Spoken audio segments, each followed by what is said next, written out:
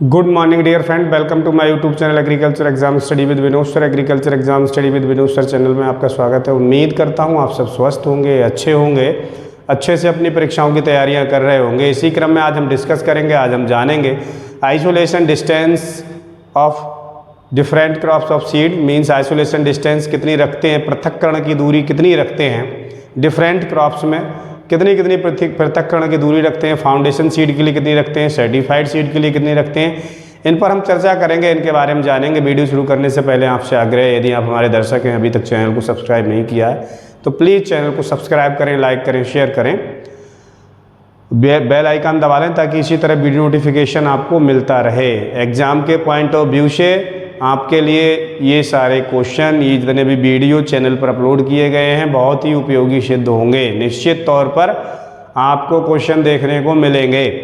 चलिए आज की जो टॉपिक पर हम डिस्कस करेंगे, जिससे सीड की, सबसे पहले हम सीड के बारे में उस दिन हमने जाना था सीड कितने टाइप के होते हैं। मीन्स ब्रीडर सीड या न्यूक्लियस सीड, इसकी प्योरिटी लगभग 100% होती है। ये मीन्स प्लांट ब्रीडर को ही उपलब्ध होता है। इसके टैग का कलर गोल्डन येलो कलर का होता है। इसके बाद न्यूक्लियस या ब्रीडर की प्रोजनी होती है फाउंडेशन सीड। फाउंडेशन सीड का जो टैग का कलर होता है वाइट कलर का टैग लगा होता है। ये भी मोस्टली फील्ड ट्रायल पर ही इसका यूज होता है। इसके बाद इसकी जो प्रोजनी होती है, फाउंडेशन सीड की जो प्रोजनी होगी वो होगी रजिस्टर्ड सीड। और रजिस्टर्ड सीड की बात करें तो इसके जो टैग का कलर होता है वो पर्पल कलर का टैग लगा होता है रजिस्टर्ड सीड पर। इसी तरह लास्ट में सर्टिफाइड सीड होता है। पर्पल जो रजिस्टर्ड सीड है, रजिस्टर्ड सीड की प्रोजनी जो होती है वो सर्टिफाइड सीड होती है। और सर्टिफाइड सीड के टैग का कलर जो होता है ब्लू कलर का टैग लगा होता है, जो कि किसानों को सीड स्टोर से सीड मिलता है वो सर्टिफाइड सीड होता है। जो किसानों को दिया जाता है वो सर्टिफाइड सीड होता है। आप देखेंगे उस पर जो टैग लगा होता है उस पर ब्लू कलर का टैग लगा होगा और टैग पर उसका जर्मिनेशन परसेंटेज और वो सब वैरायटी और ये सब उसके डिटेल्स जो है लिखी होती हैं। उसके वैरायटी के बारे में पूरी डिटेल्स लिखी होगी। ब्लू कलर का टैग लगा होगा। ये सर्टिफाइड सीड जो है फार्मर्स के लिए, सोइंग के लिए उपलब्ध रहता है। मुख्यतः यही सीड फार्मर्स को डिस्ट्रीब्यूट किया जाता है। तो इसकी कितनी आइसोलेशन डिस्टेंस, कैसे इसे डेवलप करते हैं, कितनी दूरी रखते हैं इसके सीड के प्रोडक्शन के लिए, इससे पिछली बार भी एक क्वेश्चन आया था। इसमें से निश्चित तौर पर हर बार एक नए क्वेश्चन परीक्षाओं में इससे पूछा जाता है, देखने को मिलता है। तो चलिए शुरू करते हैं। सबसे पहले हम बात करें wheat, rice, oat, barley, soybean और ग्राउंडनट। मीन्स गेहूं, धान, जई, जौ और सोयाबीन और मूंगफली, इनके लिए फाउंडेशन सीड, जिसका हमने बात की आधारीय बीज फाउंडेशन सीड, जिसके टैग का कलर वाइट होता है, हमने भी बताया था। ये जो फाउंडेशन सीड है ये ब्रीडर या न्यूक्लियस सीड की प्रोजनी होती है। तो इसके लिए जो डिस्टेंस रखते हैं 3 मीटर रखते हैं। जितनी भी दूरियां हैं ये सभी मीटर में दी हुई हैं, वो ये इंडिकेट भी किया गया है मीटर, एम फॉर मीटर में दी हुई हैं। तो ये जो wheat, rice, oat, barley, soybean and groundnut, इनके लिए जो फाउंडेशन सीड और सर्टिफाइड दोनों के लिए आइसोलेशन डिस्टेंस जो रखते हैं सीड प्रोडक्शन के लिए, पृथक्करण की दूरी समान रखते हैं। मीन्स 3 मीटर रखते हैं, चाहे वो फाउंडेशन सीड हो या सर्टिफाइड सीड हो। वहीं अगर हम बात करें पर्ल मिलेट मीन्स बाजरा, इसका हाइब्रिड सीड प्रोडक्शन करने के लिए पॉलिनेटर सीड, पेरेंट पॉलिनेटर के लिए इसमें हाइब्रिड सीड प्रोडक्शन करेंगे। उसके लिए जो हम फाउंडेशन सीड जो होता है उसके लिए डिस्टेंस रखते हैं 1000 मीटर रखते हैं, और सर्टिफाइड के लिए 200 मीटर की दूरी रखते हैं।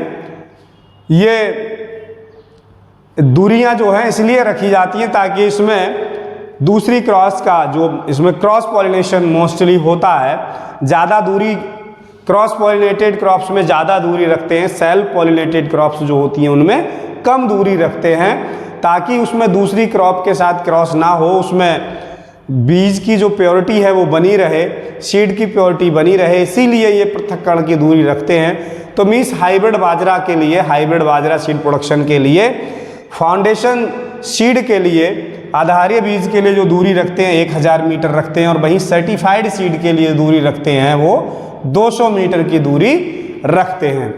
अब हम बात करें कॉटन की। कॉटन के लिए हाइब्रिड कॉटन की बात कर रहे हैं।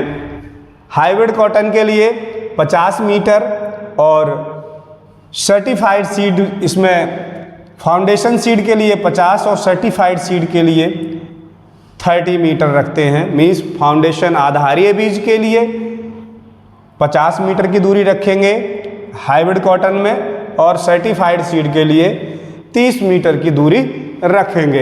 अब हम बात करते हैं रैपसीड एंड मस्टर्ड।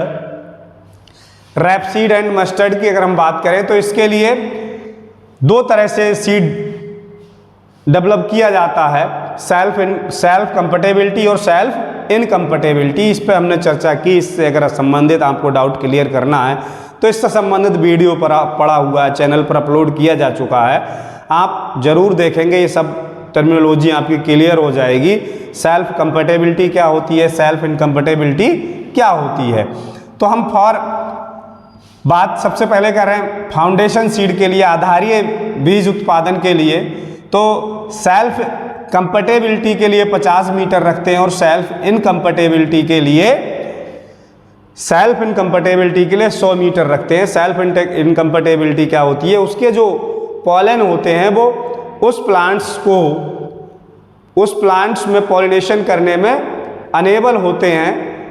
वो क्रॉस पॉलिनेशन करते हैं लेकिन सेल्फ पॉलिनेशन नहीं करते हैं, उसे हम सेल्फ इनकम्पैटिबिलिटी कहते हैं।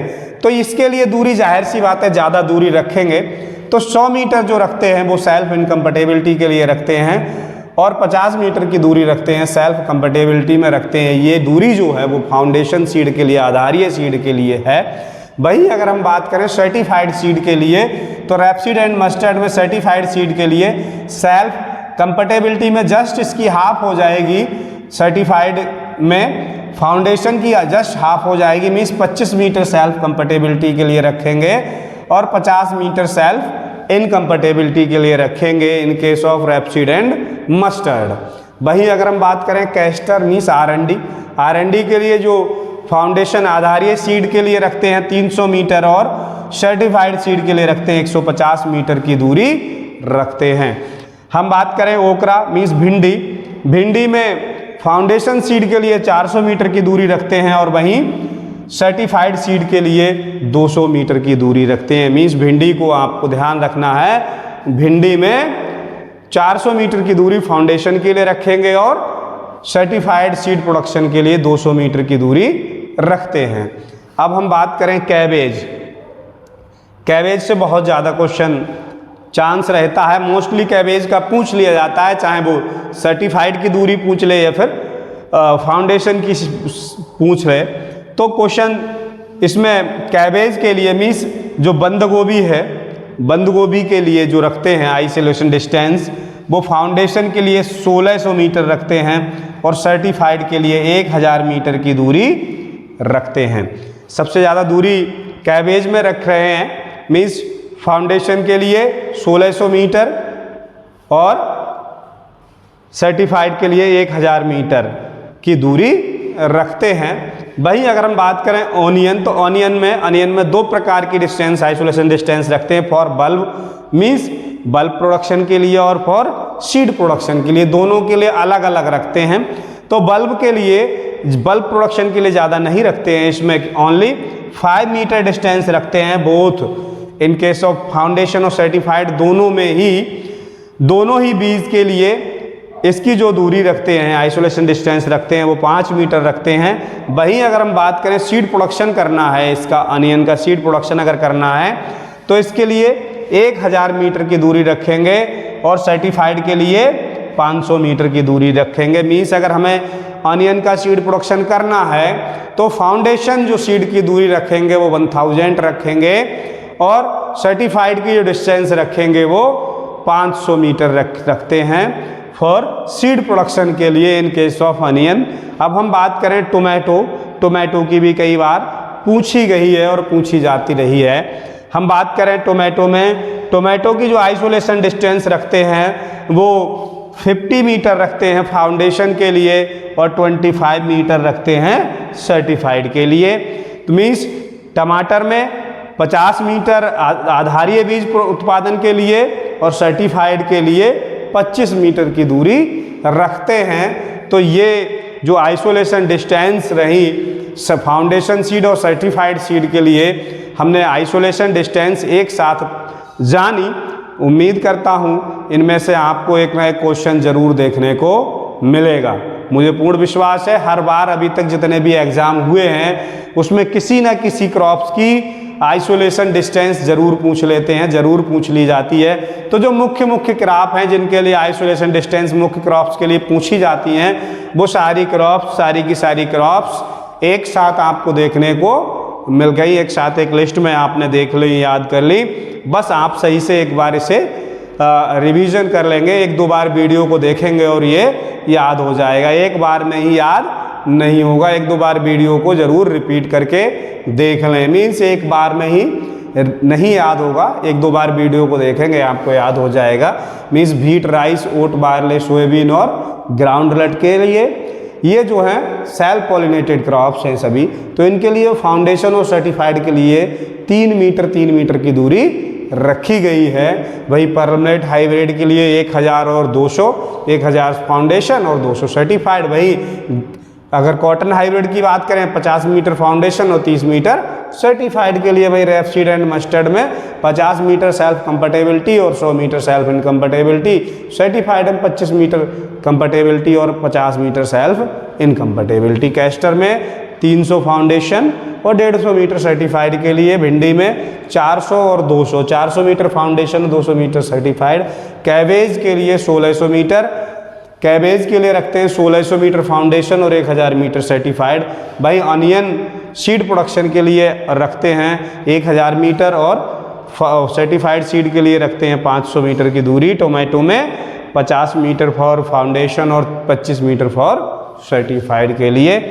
निश्चित तौर पर आपको वीडियो पसंद आएगा और आपके उपयोग के लिए बहुत ही उपयोगी सिद्ध होगा। आपको परीक्षाओं में इससे संबंधित चैनल पर और भी वीडियो टॉपिक वाइज अपलोड किए जा चुके हैं। आपसे आग्रह है आप ज़रूर देखें।